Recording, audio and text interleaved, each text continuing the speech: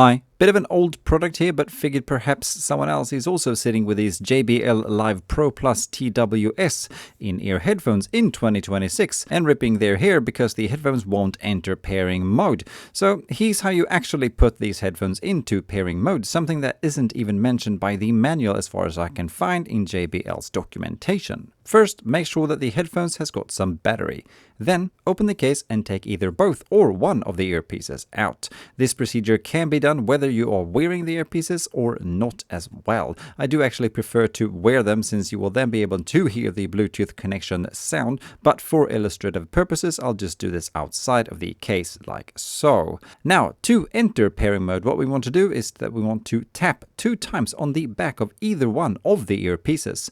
On the second tap, we then keep holding our finger on the earpiece back for about 5 seconds until we hear this tune, indicating that the pairing process is on.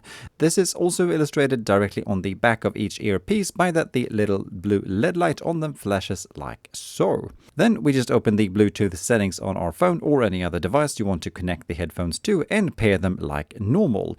Also, if you previously used them with, for example, a phone and they won't connect anymore, make sure to remove the old pairing from the phone by selecting the headphone's name in the list of Bluetooth devices and then choosing to forget them. Alright, cool. Also, if all else fails, factory restoring the headphones also makes them enter pairing mode automatically. It also makes them lose any previous Bluetooth connection settings. To factory reset these headphones, grab a small pointy object, here I'm using a needle, then open the lid, locate the little hole on the top here, and then press the little button inside it using the pointy object for about 5 seconds, whereupon the lights on the front of the case goes haywire like so. Then, after a tiny bit more, the headphones start back up, now in pairing mode automatically. Alright, hope the video could help anyone. Thank you for watching, bye.